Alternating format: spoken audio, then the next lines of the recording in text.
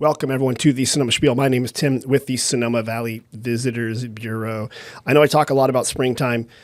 One of the best parts about spring is that it gets sunny and beautiful. We go through Easter, and a big part of that is chocolate. And people kind of like the chocolate bunnies. They like the different chocolate items that come with that. And in Sonoma, there is no better place to find chocolate that is delicious and wonderful. And we all know where chocolate comes from, cows, clearly. And so today I have a very special guest. I know every week I say I have a very special guest. This time I actually mean it. I have Max Pond with the Chocolate Cow. Max, how you doing? Good to be here. Thank you, Tim. Of course. And is it true that cows make chocolate, right? Yeah, that is, yes. Of course, that's where it comes from. Max, you are the son of the owners of the Chocolate Cow, or Correct. Your parents started the company? Yep, Steve and Heidi Pond, 35 years. Really? Yeah, yep. And what is it? What is the Chocolate Cow? Yeah, what is that place? It's a business that started in 91, and my father noticed that this town, as beautiful as it was, could use this. Made the ultimate sacrifice and went all in on it. And he did it. It's And entrepreneurial. What do they sell? What do we sell at the Chocolate Cow? We sell in the summertime, shave ice cream, gelato, chocolate. Wintertime, more chocolate. So that's how we hand make all our chocolates, and highest grade chocolate you can buy. We have over 8 different kinds of dark and 4 different kinds of milk. Easy way to explain it, Guittard, which is a less viscous chocolate, we'll use for peanut clusters and almond bark, whereas Lucre, which is a little bit more viscous, it's a thicker chocolate we use for our sea salt caramels and, things we just dip. So, were your parents chocolatiers? Did they grow up in the chocolate business, or how did that happen? Yeah, my grandfather used to own a candy shop and chocolate shop in San Francisco. Oh. I'm supposed to remember the name, but this was some time ago. Don't worry, your mom's just going to be very disappointed. Yeah, Anyway, so it is kind of in our family. My dad, he's a master chef as well. Oh, really?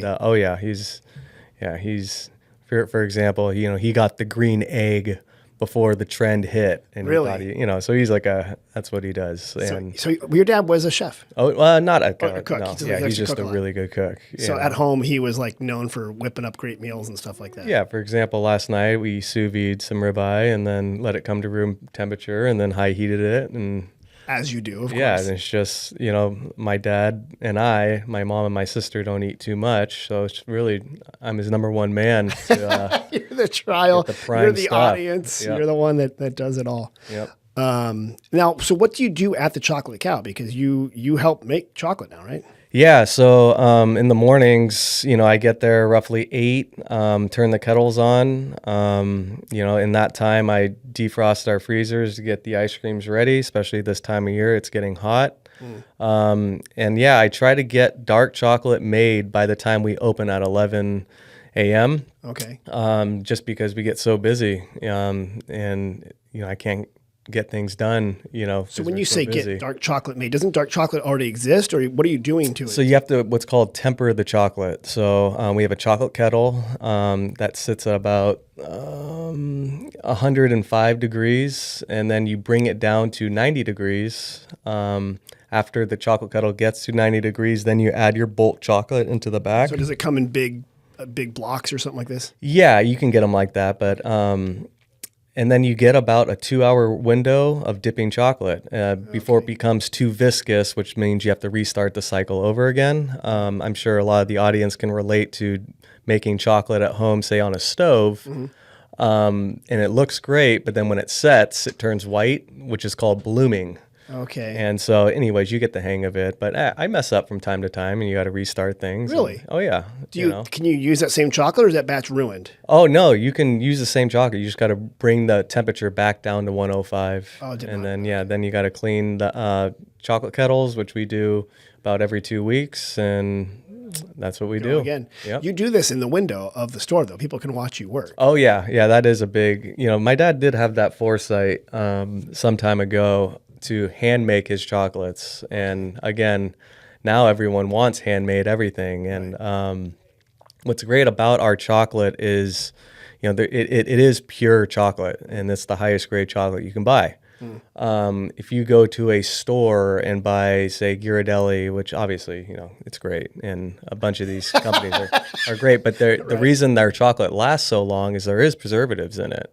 Oh, I So see. if it's real dark chocolate, you really have to push it in about a month before it will naturally start to bloom I did and not turn know white. that. Yeah. Okay, so that's a lot of locals have figured that out, because we make it so we push it. So because you want it's like you're saying basically the chocolate you make today is the chocolate you hopefully sell today. yeah, exactly. Think if you made anything, a steak, you want to eat it after it sets for 15 minutes. It's the best thing ever. You eat the steak the next day. It's not. So imagine if you made a peanut butter cup today and then you sold it today. Right. That's good to anyone by my standard, So. What's your favorite item in the shop? Me, I like dark chocolate. Okay. Again, if you eat enough chocolate, in my opinion, you'll eventually go too dark. I like a 65% Lucre chocolate, and I like almond bark. That's what I'll eat at night. Okay. And what's really grown on me is orange peel. Oh. Yeah, we use a 72% for our orange peel. So do you candy the orange peel or something? Exactly. Like that? Yeah, we bring that part in. Okay. But you're not growing that in the backyard or something like that. No, yeah, that would be the right way, but no, That's the true farm. I have a life, Where did you learn to do this? Did your parents just teach you? Or Yeah, did you go to, my father taught me, and okay. You follow trends on social media all the time, and go. What is it? What's this? Dubai chocolate, the pistachio. So we're actually making it right now. We're messing around with it. It's really just you're making a pistachio center, which is easy to do. You got to make the ganache, which is the center of a truffle. It's like a fudge-like consistency. And so we're going to make that, but the key is we don't want to add green coloring or anything. So we want to make it look green. So that's kind of where we're at right now. So we're going to chop up some pistachio very fine, and we're going to play with it. We're doing that right now because I get calls. People want it. Yeah, and I thought it was just a I kept getting these calls like Dubai chocolate. I thought it was like some company trying to have us carry their product until one of my employees on TikTok. Right. And I'm like, wow, what a world we live in. And well, how much? So that's a good, as a business person here. Yeah. Small business. How much do weird and odd trends kind of push? Oh, all the time. Really? Yeah. The spicy chocolate, that was about 3 years ago. Like cayenne pepper. A little cayenne. Yeah. Obviously sea salt was a big one. That was some time ago, and that still exists today. But yeah, pistachio, and it's ironically pistachio ice cream for us. Oh, right. From Double Rainbow is selling through the roof. I'm like, everyone's Pistachio's having its moment. Yeah, everyone wants the white pistachio, I guess. So I'll just take a moment here. If the American Pistachio Council would like to sponsor the Sonoma Spiel podcast, just drop us a line in the comments, and we'll or they can sponsor the Chocolate Cow. Yep. Speaking of sponsorship, and we'll get back to chocolate here in a second because I see you brought some. You're also wearing, for people watching, a hat with a green S on it. What does that represent? Well, I'm the head coach of the Sonoma High Dragons for football. Go Dragons! Yeah. And so how long have you been doing that? This will be my third year. So really? I just completed my second year. Okay. Yep. I was formerly at Branson High School it's in Ross and Marin. Oh, it is. Okay. And it's a private school, and we did well there and decided to make a move here to Sonoma. Good. So because you live in town or near town, yep. And you grew up here. Yep. So did you play for the Dragons when you were here? I went to Cardinal Newman, and look at you! I know. Yeah, and ironically, their head coaching position just got filled last week. Yes. By a former modern day head coach. But no, I'm staying true to the Valley here. You're staying here at the Dragons. Yeah. What was also interesting for people who don't know, or people who visit often might see, we are a small town. Yeah. Right. I think there's 10,000 people or so in town, about 45,000 in the Valley. Mm-hmm. So one high school, basically, the public high school, and the football team, and actually almost all the sports teams are kind of like the entertainment for a lot of people. Sure. But you guys did something weird last season. You started winning. So what was that all about? Like, what happened there? It's just we put it together. We got some help from the Boosters Fund here, the local Boosters Fund, and our community, really. We asked for $50K for our weight room, and the community helped us get that. Oh, really? Okay. And that was last year. That was one of the first things I did. I brought a great strength and conditioning coach, Nick Pappas, who's one of my best friends. He works for CrossFit International. Oh, okay. And I just knew, he's a master's in kinesiology guy, and I just knew he was going to build relationships with not just football players, but all athletes at Sonoma Valley High School. And then with that in the summer and some structure and there's athletes here in Sonoma. Yeah, because we're a small town. I just want to it's funny because not as many kids, per house as there was in the past, right? There's fewer kids, but somehow you were able to find enough to field a football team. Well, we used to be, a historically agricultural town here in Sonoma, right? And, we have these kids who are strong that still exist here in Sonoma. You can throw a hay bale or and these milk kids, a cow. Yeah. These kids are courageous. They run into the wall and they love doing it. And then we had the MVP of the entire county is from Sonoma, Hudson Jarita, who's going full ride to Cal Poly. Oh wow, very good. Go Mustangs. Okay, so that's what I love about this is that people started talking, getting very excited about the football team, and actually all sports kind of kicked it off. Oh, good. Yeah. And then where we're taping this and filming this is KSVY. It's a local community radio station and studio. They air your games. Yeah. And then you can watch it, and people really do watch your games. Yeah. The only issue I have with that is now everyone can watch the tape of us. Oh, that's right. If you are an opposing team, who's an opposing team? Is Piner an opposing team? Yep, they would be. Hey, Piner, stop subscribing to this feed. They can just, we're as coaches exchanging film, we're required to send two, per week, Did not know that. And so it's kind of but contrary to that, I love that KSVY has commentators of our game. I learned to love it. Yeah, they literally have commentators, and they're quite good. They do a phenomenal job. Yeah. They are, I'm like, geez, am I that predictable? These guys are calling my plays before I even call it. It is funny to watch. I'm at home watching, and I'm like, I was blown away this one particular, because, here comes the out. And I'm like, man, in my maybe head. I try to be erratic as a play caller, right. And maybe you got to just randomly draw them out of a hat to keep people going. How did you learn to coach football? Well, I left my hometown some time ago to go to Cardinal Newman, which I still get heat from my friends. But I grew up playing football since second grade here in Sonoma. Yeah. And, we learned to win at a young age. Okay. I had some great coaching growing up here, and but long story short, it was the game had been changing when I was in 8th grade, 7th grade, and my father was like, this guy at Piner who's going over to Cardinal Newman, he throws the ball 35 times a game. And at the time, Sonoma High just used to run the ball. Oh, really? And okay.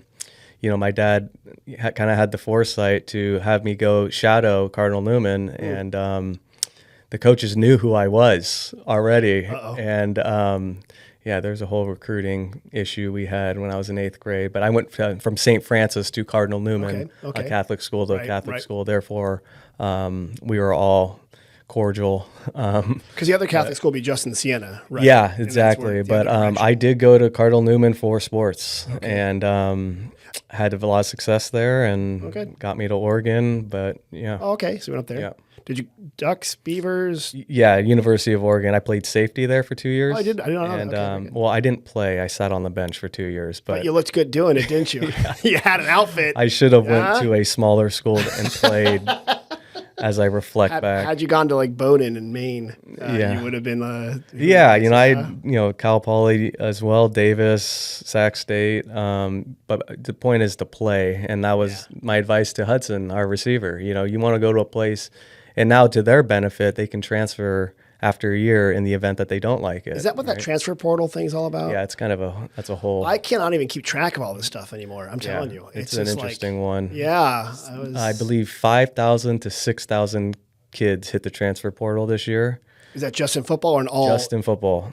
And what that does is these schools need to hoard scholarships, and they can't give them out as quickly because in the event that a kid wants to transfer, they need a scholarship on So that deck. means a senior in high school Thus who might hurting be picked. exactly. I would argue that hurt Hudson because all these schools were like, we can give you a scholarship after this period, but not know that. it's interesting. It was an unforeseen consequence of it, and the whole NIL to up your notoriety, and it's just It's getting crazy out there.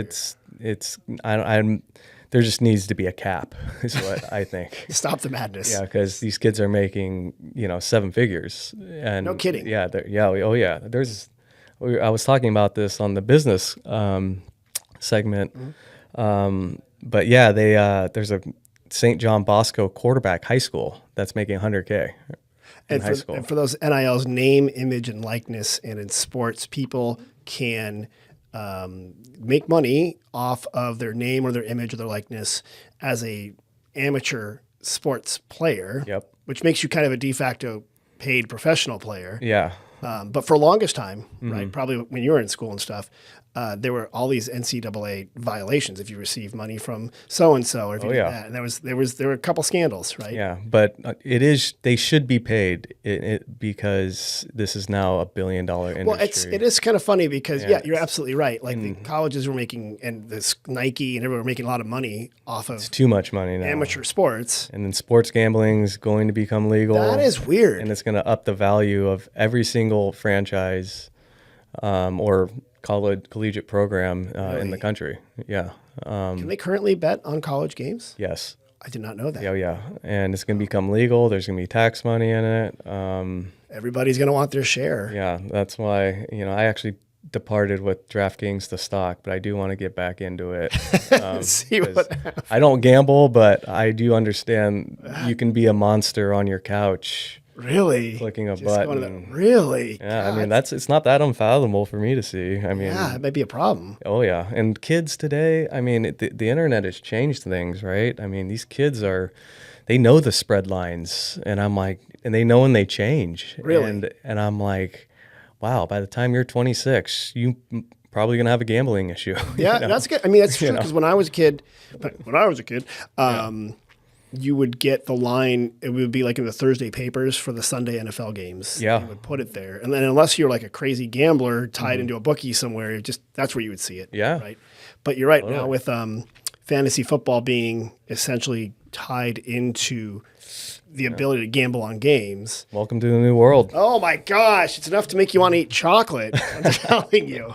So, while we talk about, we'll continue to talk about football and stuff like that. But tell me, for chocolate at the Chocolate Cow, getting back to that, you did bring some stuff. Tell me what you have here and what kind of chocolates are. What's going on? What are you making? What do you got? Well, right now this is a straightforward one. Our bunny bag. You have your jelly beans, and we hand make these Rocky Road eggs. Yeah. And walnuts and marshmallows. And I have milk and dark. For this one, I believe it's milk, more for the kids, obviously. And then I put little things at the bottom, free ice creams, maybe a little money. It Really? depends. Oh, yeah. And anyways, very simple thing that kids love. That's a popular thing, especially for Totally. Easter. And then here's we got in here my favorite peanut butter cup. See how we decorate it and such. Oh yeah, so hold it up to the camera a little bit there. So just it's a peanut butter cup, but it's larger than you would think, like than a truffle. They are heavy. Again, it's pure chocolate. It's full chocolate. It's got chocolate on top, and it's got an orange carrot on it. Yep. And what's inside of it is 100% chocolate. Yeah, we make the peanut butter center and from scratch. You have like a mold you smash it into or something like that? How do you do that? So it's pretty straightforward without giving too much of it. I don't want any trade secrets. Yeah, but you put chocolate at the bottom and you make a little ball of the peanut butter center. You pop it in, let it dry, and then you add chocolate on top. Then we have a signature swirl, and then our decoratives. How do you keep it from sticking in the mold? It just pops out naturally? Well, yeah, it's in paper. So it's in again, paper. yeah, right here, you put chocolate in, put the ball in, it dries, then you top it. Got it. And Okay. Yep. And then this one's our Cabernet Cow. Hold that up even closer to the camera. Get closer. Yeah. That's a Cabernet Cow. Yeah. And it is a chocolate cow. Yep. apropos, and it's the front of a cow, like almost like it was staring out on a wall at you or coming through the kitchen window for some reason. Tell me about that. Okay, so it's 72% we use for this one. I use Capo Izetta, new business there on the plaza. Yeah. The Izetta family, who's awesome, they give me wine, and I make them chocolate using their wine, and I make the ganache. Now, long story short, when you make ganache, instead of using water, you use their wine.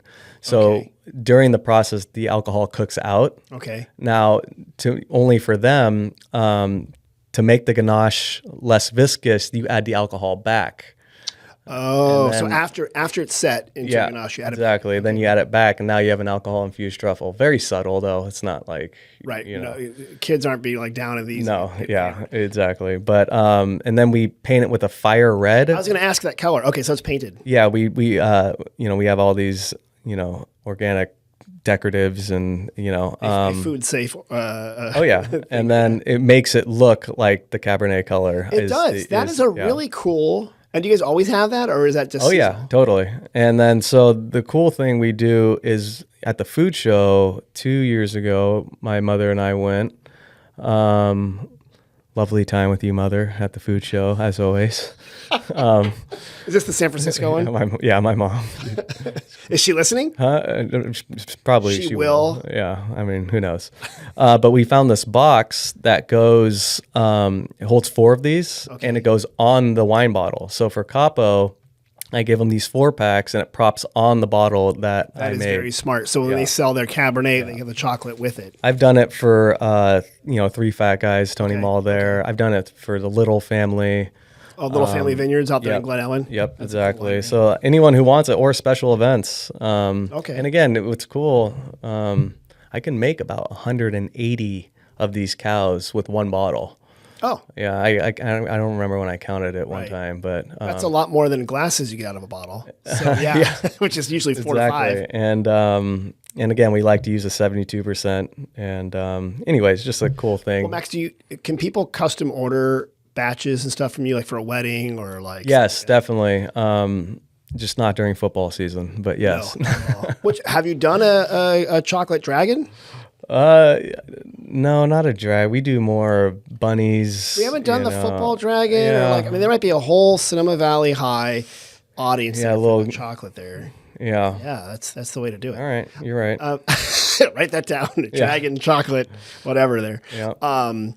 When you're talking to other football coaches, I mean, you don't make a lot of money as a high school football coach, right? When you look at your hours spent, $2 paid. Yeah.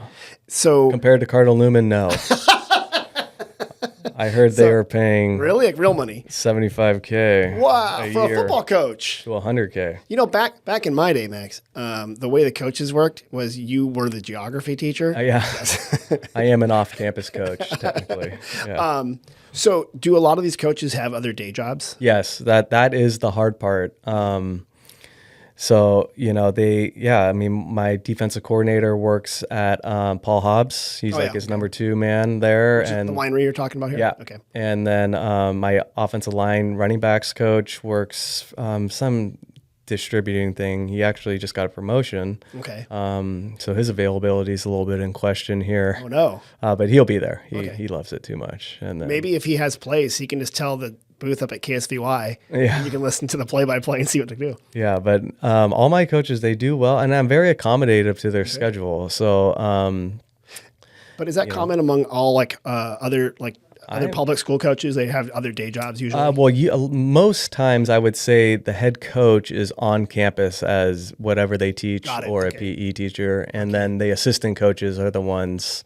They're like UPS drivers. Yeah, and so they just love the game so much they come help out. Exactly, and but again, I mean, it's either you're there or you're not. This thing's going regardless. It's a lot of hours. When we were starting, we were I mean, you don't just coach high school football. You're involved in a lot of other. Yeah, I'm head of all football here in Sonoma somehow. You're you must have missed a meeting when they were looking for coaches. That Max guy. No, I love it. I love this game. I love what it teaches young men and women. Anyone, Yeah. women, welcome to come. Come play it. Yeah. So is there like a club football team here, or like how does that work? If you're not like a high school player, Yeah. how do people interact? Let's say you're like a 12-year-old. How do you play football? Oh, there's Pop Warner for them. Okay. So really the next step to this thing is me kind of coaching the youth coaches on my system. Right. And problem is can they handle it at that age? I don't know. Or how do you adapt? But if we can have the terminology be, coherent and in sync, that would help as they transition to high school. But that is where we're at. Sonoma had a tough decade of football, is the truth, and now we're starting to win, and I'm really excited about this upcoming year. We have a lot to do. Last year is done in my eyes. Right, not even looking at it anymore. And I got a great O-line coming up. Those kids, other part of high school, Yeah. right? You got those kids for maybe 3 years. Yep. Usually it's 2 or maybe 3 years. Yep. Then you got to start all over again. Yeah, I know. It's and that's just the reality of high school sports. Who we were last year is not who we're going to be this year. It's interesting. I have to pivot my offense. It's not just going to be the same as last Right, year. because maybe the throw is not I working got to out with this play to my players' strengths, and to do that requires me, finding, it's a whole thing of how we communicate, but simplicity is a big part of it. Being able to communicate concisely at the line of scrimmage. But again, to do that, I got to get my assistant coaches taught up with these nuances. So, we have some meetings coming up. We'll just say. Do you just sit around when you're not making chocolate thinking of football plays and stuff like that? I do. And I find inspiration on Instagram, on ESPN, coaching clinics. Okay. But then comes, how do you translate that into our system in a teachable manner? That would be the art of it. Right. And and it's an ever evolving game.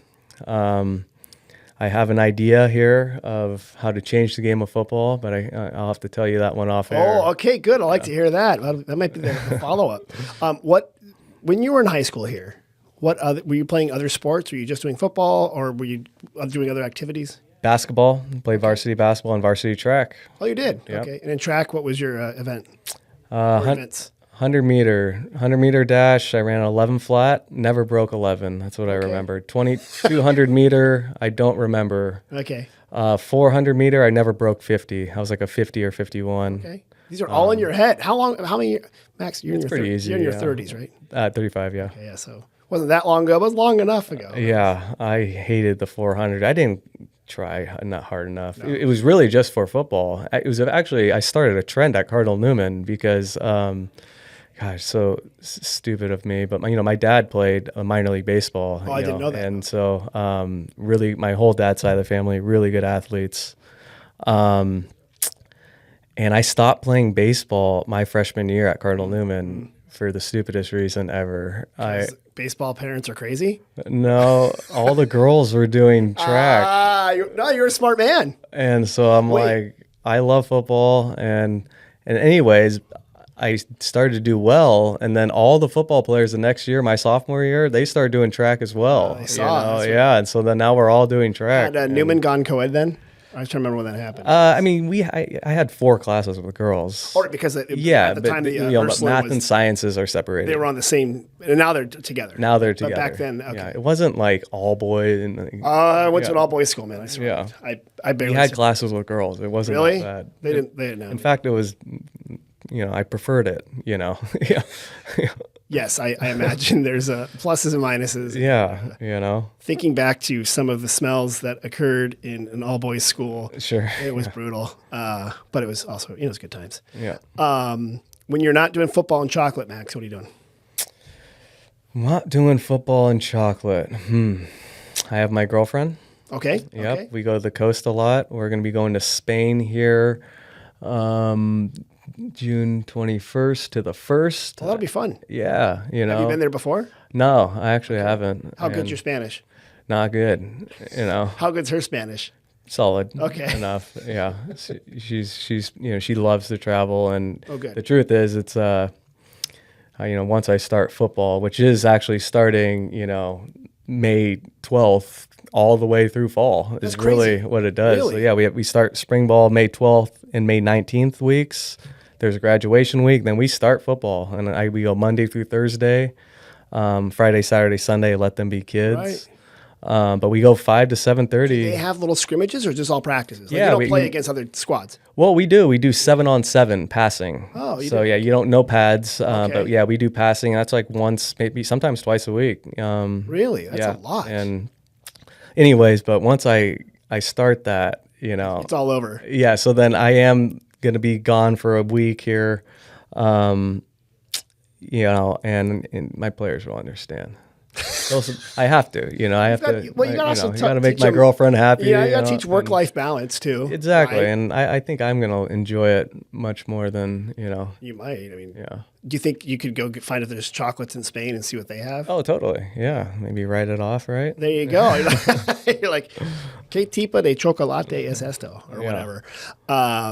And then your girlfriend's not involved in coaching or anything like that? No, Okay. no. It's good. She actually hardly knows what I do. Wonderful. You have like a little break there. You Yeah. do something different. She knows what I do is for others, and she supports me in it. But it's growing on her. But like basically on Friday nights, you're like, hey, what are you doing? Yeah, Let's go watch. It's a very confusing game to someone who was, I can see how it'd be a confusing game to understand. Oh, she wasn't raised with Yeah, American football? Yeah, it wasn't. So. It is a weird game. And it is, when you really try to describe it to someone, Yeah. you're like, yeah, this is a weird game. Yeah. But I think when you're a kid and you're playing just, in the field, two-hand touch, Yeah. it is so much fun. Oh yeah. And we used to play, on a cul-de-sac. So when you fell, it kind of hurt. But, with the old Nerf football. Oh, yeah. And you'd throw it and like someone would be like, I remember there was a guy on my street, Mr. Katsuyoshi, and like his orange, whatever it was some sort of car, was sort of like the out of bounds for that weird section of our court. Yeah. But like you didn't really want to go out of bounds because you bounce off his car. Yeah. And it was just like, it was so much fun. Totally. Right? That was the best part about it. That is what football is. It's a very fun sport when you're winning.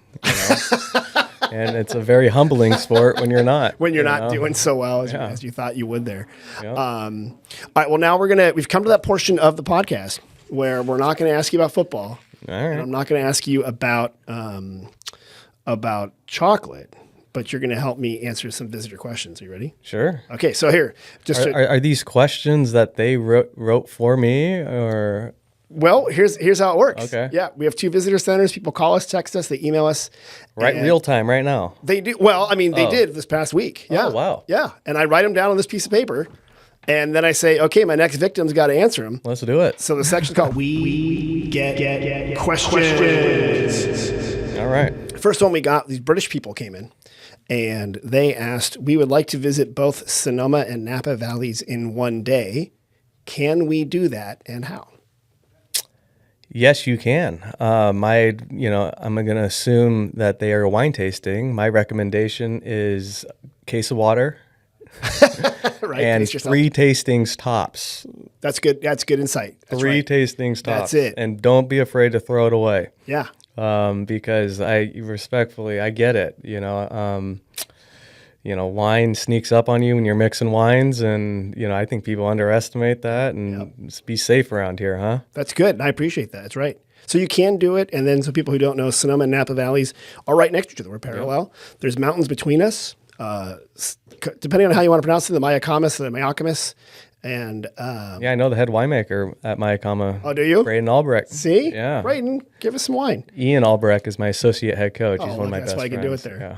So some people will go over the mountains, Trinity Road, Cavedale Road. Those are kind of brutal. Other people will just go back and forth in the southern part of the valley, but you can definitely do both Sonoma and Napa. But you know what you should just do? Just do Sonoma Valley. Yeah. And if you're here like on a Friday in the fall, go to a football game. Yeah. That sounds like a Hey. thing to do. There we go. Or if they're here before, get some chocolate Yeah. at the Chocolate Cow. Yeah. Okay.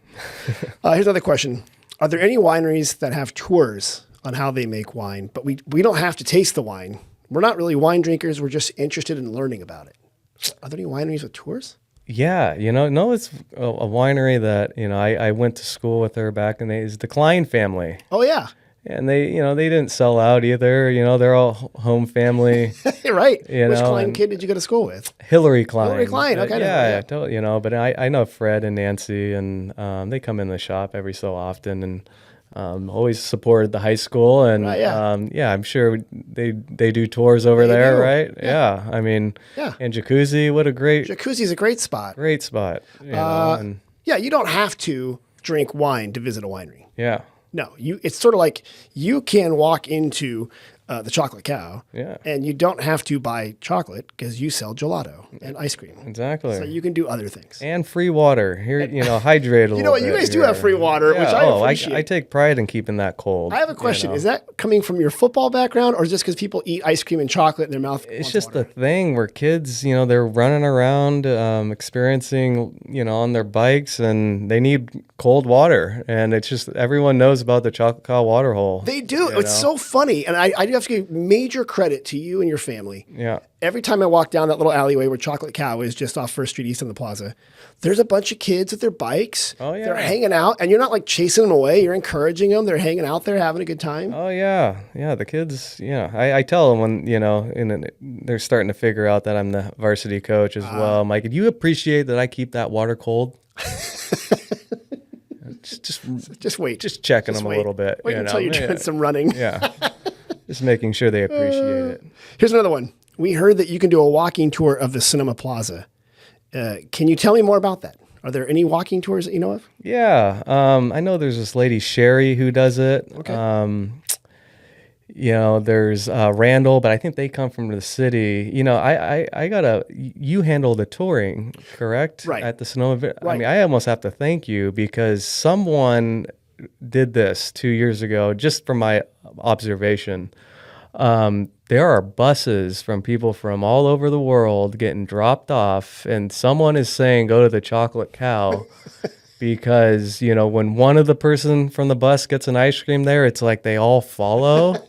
And this is on like a random Tuesday, and I'm like, who do I got to thank for orchestra? Because we have such a beautiful town, obviously. And I don't know. It's just like random times where we just get tour groups and it's just like, wow, clap it up, whoever figured that out. Well, thank you. We try to, when the buses come, we try to greet them.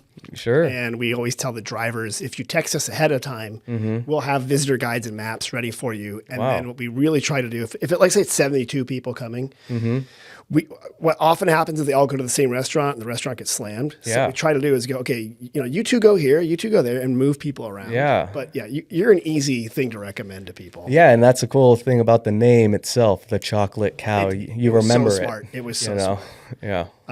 You can absolutely do a walking tour of the plaza. There's some that are guided by people who do that. There's actually one that does a food and tasting, walk around and do food and wine. There's others are self-guided. We've even got we've got the historic sites of the plaza, a little pamphlet you can get if you're into history.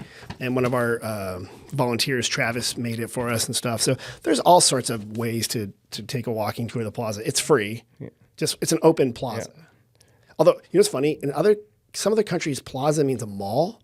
So people think it's a shopping mall. But a plaza is just a Spanish word for park. Yeah.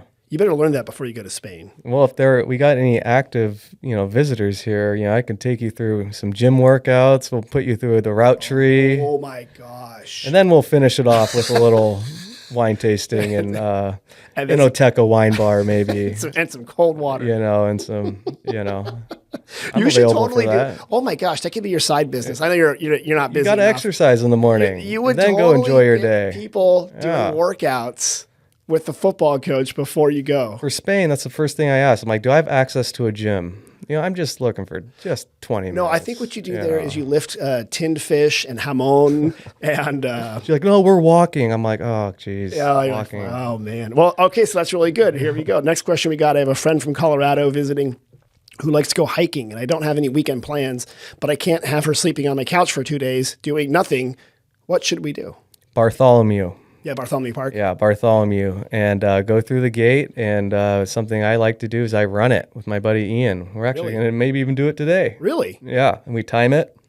How long is we the go, loop roughly? We go gate to gate. I don't know. We just go by clock. Okay. And you kind of learn the terrain of when to. It's trail running. Yeah. Yeah. And it's a good pump, and it's very beautiful, and it's not too crowded there. No. I mean, no, it's kind of secret. Or the bike path. You know, just walk the bike path. That's a good one. The Sonoma bike path. Totally. That goes from Sebastiani Winery all the way to almost the Springs. So it goes for about 2 miles. Yeah. And you can go past a lot of neat things and stop. Yeah, And then you stop at Chocolate Cow. And then you do the loop. You know. Oh yeah. See, you got the whole thing. See, I think you got a whole new side hustle here. I know you have plenty of time. Final question we got. We are visiting Sonoma soon and like to play bocce. Where can we find some bocce ball courts? It's right behind Arnold Field. Everyone knows that. That's a huge club or something. Yeah. They do it, every Sundays, I believe, in the summertime? Sundays. There's also a Friday crew. Okay. And you know where so for those, if you leave the plaza, you go north a block and a half and by Arnold Field or by Depot Park or where the farmer's market is on Friday. I do think... And I hope they don't get shut down, but I think some of these old people are hustling. Oh, no, there's side bets for sure. 100% think. Oh, my God. Yeah, bring your cash. Because I was walking through once and some guy was very upset. I'm like, well, you're a little more upset beyond. And another guy said, that's 50. I'm like, oh, that was a lot of money. Yeah. Yeah, so bocce. Do you know how to play bocce?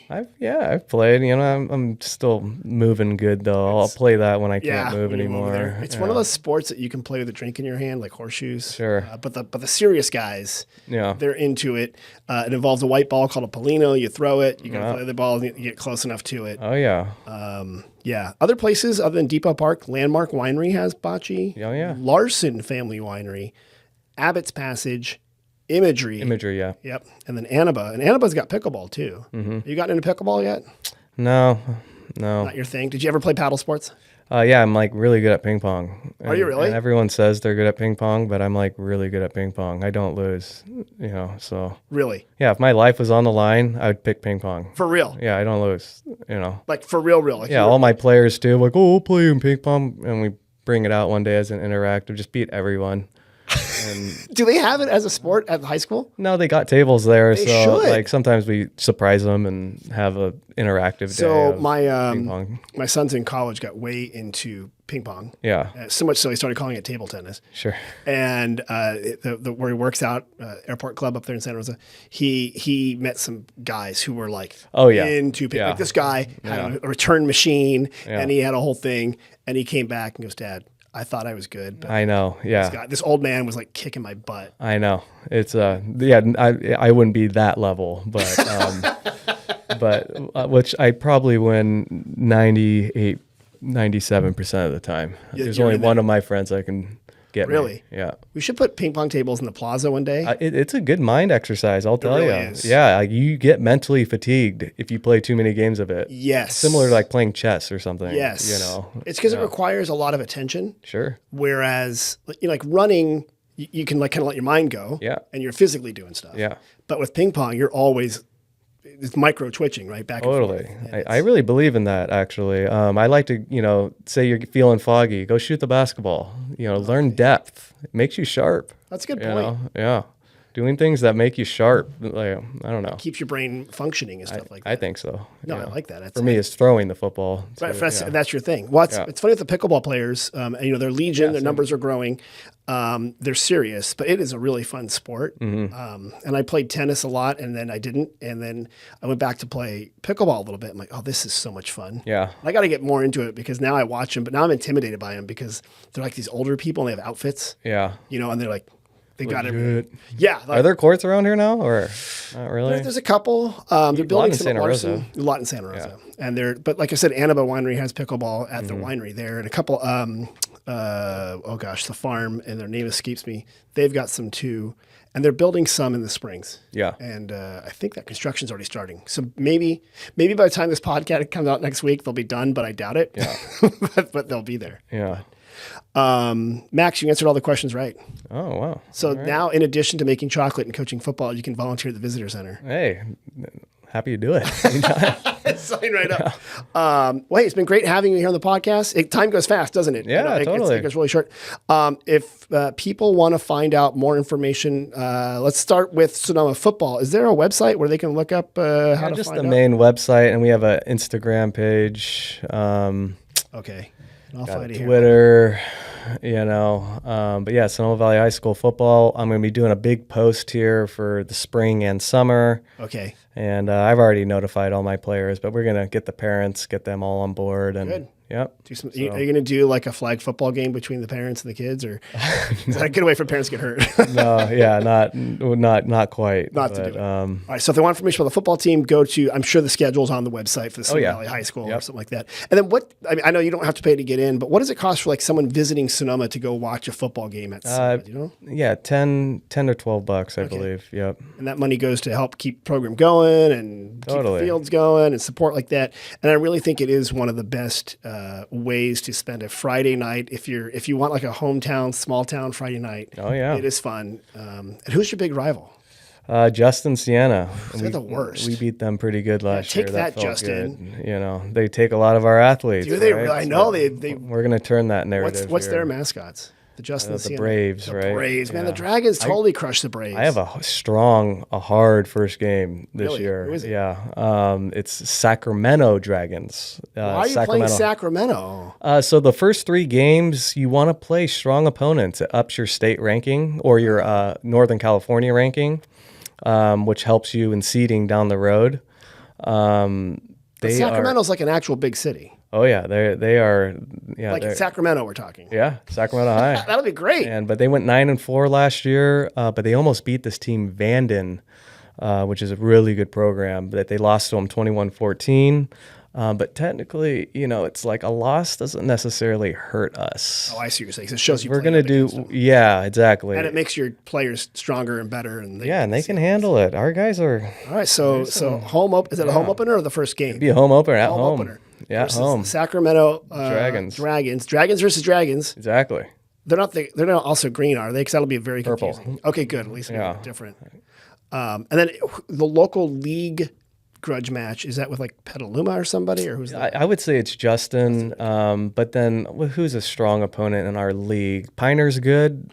San Rafael's good. Okay. Novato could have a good year. Okay. And then, I'm kind of Healdsburg only because they're trying to be like us here in Sonoma. No, I'm just That's kidding. always the classic. And Healdsburg and Sonoma are 2 of the older towns in the Sonoma County. Yeah. So that's always a big match. So, okay, so people can go to that. Now, after you've done checking out Sonoma Valley football and you're ready to cheer for them, you probably need something sweet. So where can they find information about the chocolate cow? Yeah, it's on. We got an Instagram that gets a lot of feed. The Chocolate Cow Sonoma, and my sister, who works for Ubisoft, runs the site. She's head of PR there, and she's really. I just send her videos, and she does her thing with that. So your sister's in charge of the PR and marketing. Yeah. And she also probably operates the chocolatecow.com then. Yeah. That's probably her. Okay. Yep. Which is really taken off. We did start that through Shopify during the pandemic, and I was wrong because now. Really? Yeah, that thing, and our business respectfully runs itself as is. This is just extra. And in the winter months when we ship, it's really starting to take off here. And you can just get it shipped anywhere, and I make it fresh. That's but summertime, right? Because it's so hot. Yeah, we don't do it. We pause it. So. You get a pile of melted chocolate. Somewhere in Texas. We do our part, but and you can't guarantee it. That's similar to how the wineries don't ship in the summer either. Yeah. Otherwise, you get vinegar at the end. Yep. All right. So the Chocolate Cow looks like the chocolatecowshop.com is your thing there, and you can order all sorts of chocolate. Yep. Or you can walk into. What's the location of the physical shop? 452 First Street East. And we're down the Mercado alleyway there on the right. And location has never changed. It's a little secret spot, Look for the kids drinking cold water. Look for the football coach making truffles in the window. Yeah. And it's a good spot there. Totally. And you're open 7 days a week? Oh, yeah. Okay. Yeah, only days we're closed are Christmas, and that's it. Okay. Family business. Yeah. Everyone else enjoys the 4th of July. I'm just in there working No the way. entire day. Yeah, that's money day for us. That probably is. That's why I got to get back from Spain on the 1st. Yeah, you better. Oh, yeah. Yeah. You can be jet lagged and making chocolate. That's true too. So, Yeah. all right. Well, hey, Max, it's been great having you on the podcast. Thanks for stopping in. Tim, thank you so much. It's been great. Of course. And again, after you've been to thechocolatecow.com, after you've gone and cheered for the Sonoma Valley Dragons, go to sonomavalley.com to learn more about visiting Sonoma Valley, also for deals, special offers, and events. Mom and Dad, hope you're having a great trip. Talk to you soon. Bye-bye.